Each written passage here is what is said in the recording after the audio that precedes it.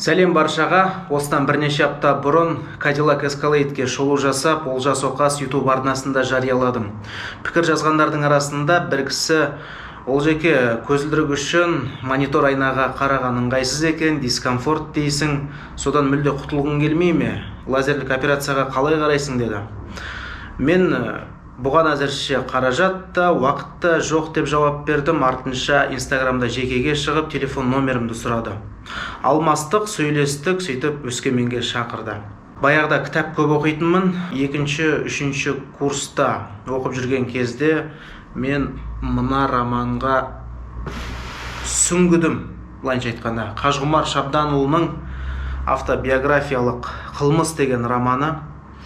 Бұл романды оқитын кезім кеш алдында, яғни сабақтан қайтқан соң 4-5 кезінде бастаймда, күн батып бара жатқанына қарамастан жарықты қоспай, ары қарай оқуды жалғастыра беретінмін. Көз жанарын құртып алу менің жеке қылмысым болды. Қазір алыстағыны көрмеймін, көзім қорғап бара жатқандай сезіледі, кешке көлік айдау мүмкін емес.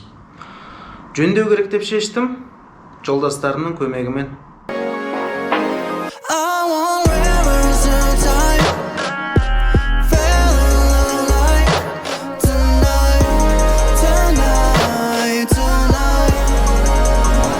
Сман деген дүкен осы. Бұл жердің ерекшелігі, сатушылары ассалаумағалейкум, қош келдіңіз деп қарсы алады. Ассалаумағалейкум, қош келдіңіздер. Уағалейкум ассалам. Қалдарыңыз қалай? Сіздердің блогтарыңыз көп көріп жайлы. Көбіне қазақ тілінде көрген қысамыз. Біз аяқ киім алуға келдік. Ертең Өскеменге кететін едім. Ожақ білесіз, -84 градус қыста. Әдемі аяқ киім таңдап берейік. Қош келдіңіздер. Рахмет көп. Сман деген бренд Қазақстанның бренді. Өндіруші елі Түркиелі. Яғни аяқ киімдеріміздің 100% барлығы Түркия елінде тігіледі. Материалы Италия, Испания, Португалия, көптеген елдерден.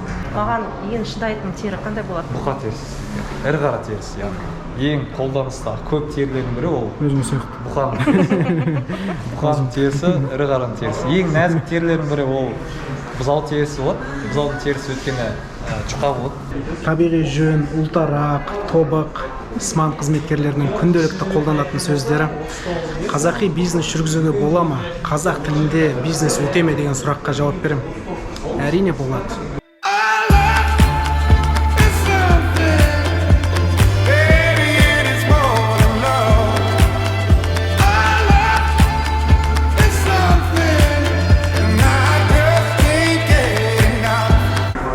Маған алғашқысы ұнайды. Мама? Иә. Себебі сенің стиліңе ұқсайды. Иә. Спорттық стильге келеткен. Және суыққа да жарап тұр. Шыдайды ғой, -40-қа. Шыдайды бейсі. Ау деке. Кейс береді. Себеп айтқанда іші табиғи жүн, сырты таза былғары, табан жақсы, ең бас қаймайтын табандардың бірі.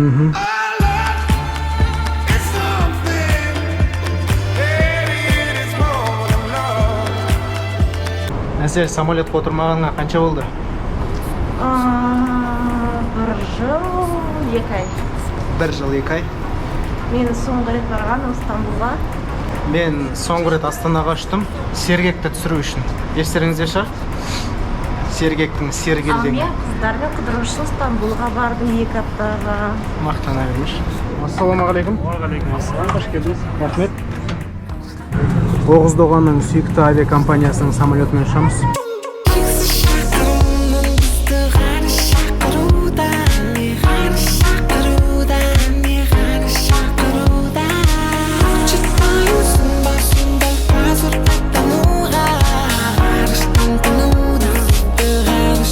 Ассалаумағалейкум, шуақты шығысым. Ұлың келді өз жеріне. Азеке, ассалаумағалейкум. Қалайсыз? Жақсы, ақырында. Қош келдіңіздер. Рахмет көп. Әкеңіз. Ештеңе етпейді. Таныстырсаңыз болады. Иә, ал мен таныстырайын халыққа. Азамат Тоқтаров, енді менің досым, көрерменім екен. Өскеменге шақырған, себепші болған осы кісі. Енді алдағы 3 күнді осы аязды шығысымызда өткіземіз. те суық емес қой сіздерде? суық емес. Иә? Минус 10 градус деген не ол? Өскемен үшін. Опа, мынау сіздің құлагеріңіз ғой. Құлагер. Азеке айтпақшы, сізге бірден сыйлық. Сіз машинаны сатып алған компанияға қатысы бар. Иә, мынау Chevrolet'нің несі жаңа қол шатыры. Өзіңіз шығыста бірінші рет келуіңіз емес қой? Жоқ, талай рет болғам. Жалпы менің түп тамырым осы жақтан ғой. Әкем Тарбағатайдікі. Менің проектілік сметама осы жерде қол қойылған. Сөйтіп Алматыға көшіп бара жатқан кезде Талдықорған маңында туылдым ғой. Так что туған жерім Өскемен, бірақ Өскеменде өспегем. Онда туған жеріңізге қош келдіңіз. Иә, рахмет көп. Біздікі сол, шырайлы шығысымыз олса. Қараңдаршы, жігіттер, қандай әдемі.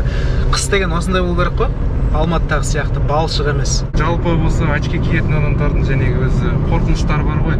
Операцияның барысынан қорқады, иә? Одан кейін ауырмай ма екен? Және де -1, -1,5 деп адамдар жүре береді, яғни, аз деп ойлайды. Иә, оның өзі өзіңіз куәсіз, яғни көлік жүргізу барысында. Қазір ішкеде шешіп тастадым, алдымыздағы автобустың нөмірін көріп тұрған жоқ.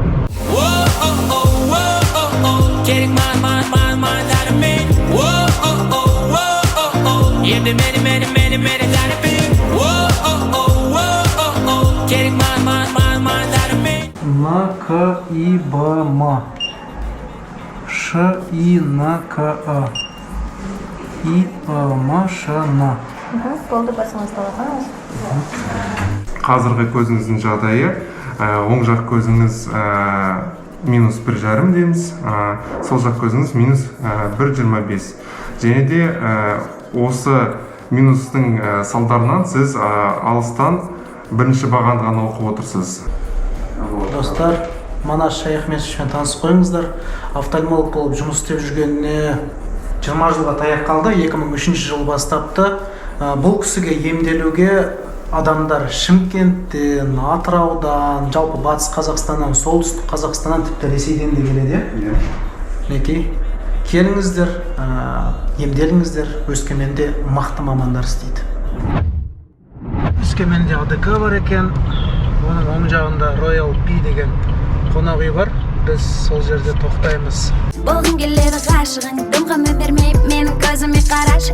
Кеңейіп барады менің көзімнің қарашығы. Айтып көрші қорықпай сырыңның бар ашығын. Тоймай, сезімдерге батым жетпей қоймай, сұрақтардың бәрін реттей жоймай. Қайырлы таң баршаға. Бүгін 2-ші күн, операция күні. Оған дейін ПЦР тапсырамыз Алматыға қайта алу үшін. Жақсы номердің белгісі.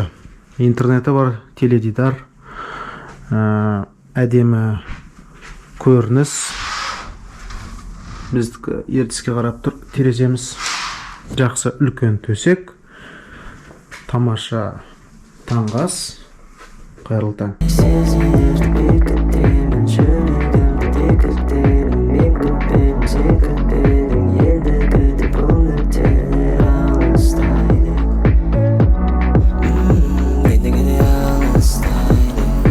Олжас, қорқып тұрсың ба? Жоқ, сүндетке 2 рет отырған адам ештеңеден қорықпайды. Қалай 2 рет болды? Бірінші рет стажер имам келген ғой. Екінші рет хирургтың көмегіне жүгіндім. Ойбай, бейшара. Ол жеке енді ештеңеден қорықпаңыз. Яғни қазір сізге лазерлік коррекция операциясын жасалғалы отырмыз.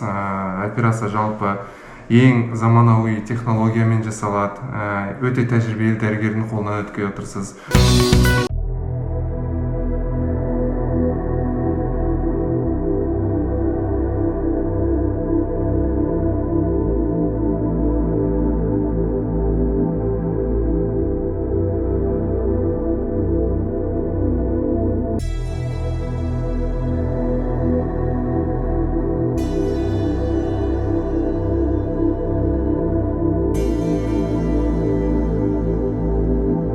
Қалай болды?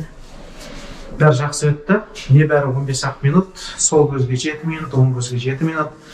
Операция кезінде аздап дискомфорт сезіледі, бірақ бәрі жылдам.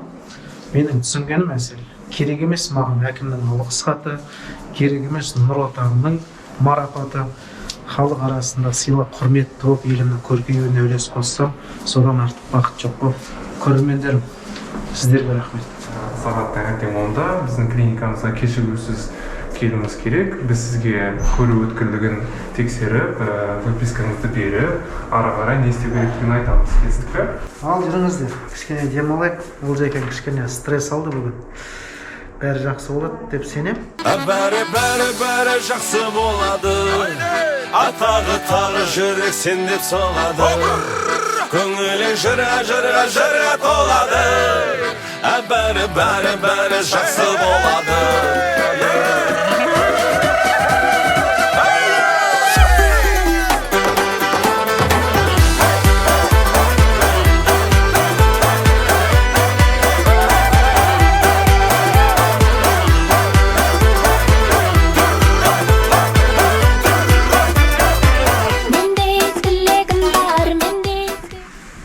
Айсұлу соткын берсеш.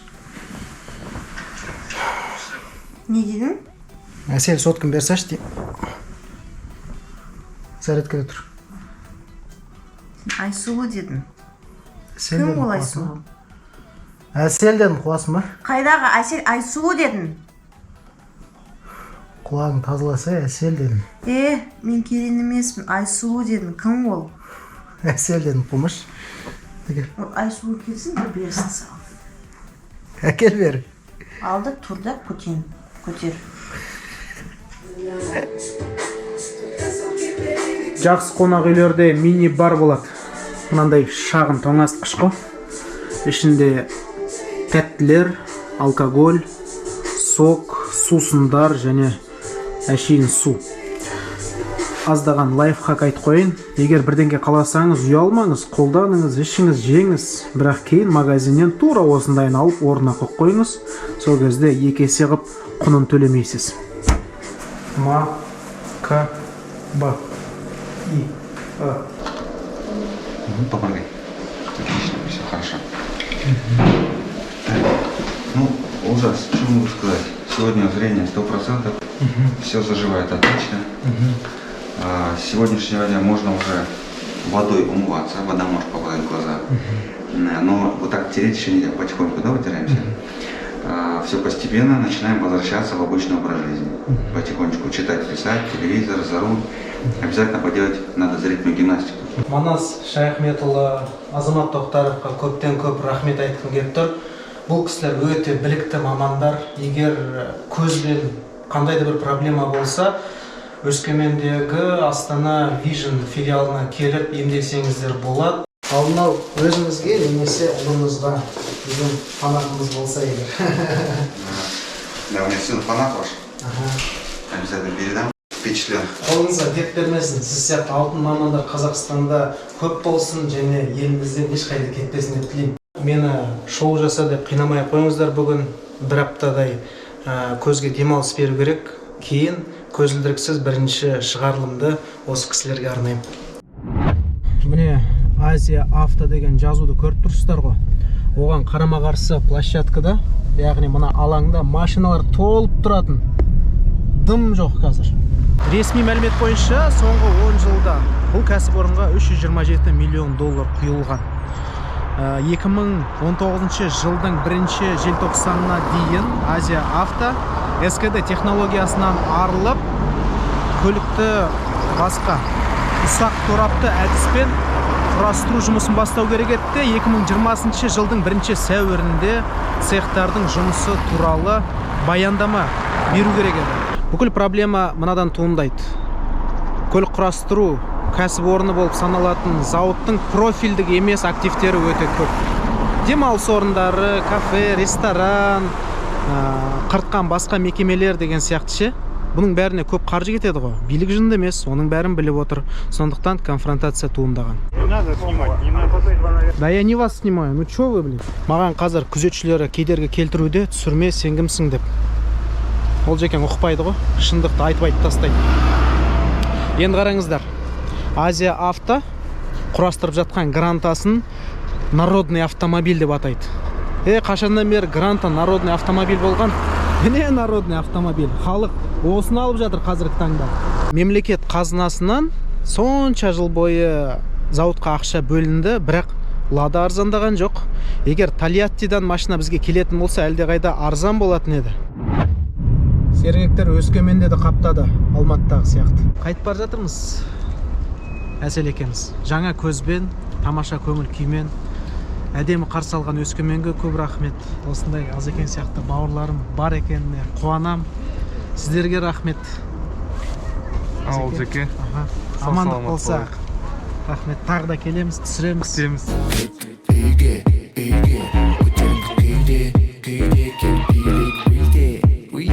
Аэропорттағы жігіттер танып жатыр. Ассалаумағалейкум. Алейкум ассалам. Әрқашан қараймыз газ колеса. Жақсы бағдарлама. Рахмет көп.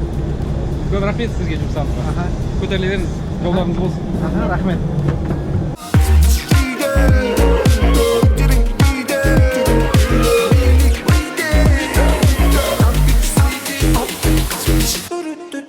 Менің бір көзім минус 25, екіншісі минус 1,5 болғандықтан бұл жеңіл лазерлік операцияға жатқызылады, яғни рефракциялық. Астана Вижнның Өскемендегі орталығында тіпті күрделі витрио-ретиналды операцияларда жасалады. Одан бөлек катарактаның түрлі дәрежелері жойылады, яғни қазақстандықтарға қазір бұрынғыдай Ресейдің Орынбор, Новосібір, Барнаул сияқты қалаларына барудың қажет жоқ. Керісінше шетелдіктер Қазақстанға келіп операция жасатуда. Астана Вижнның 14 орталығы бар Қазақстан бойынша, және Бішкекте бір клиника ашылды. Сол айтарым, ауырмаңыздар, дер кезінде емделіңіздер. Бай қуатты болайық.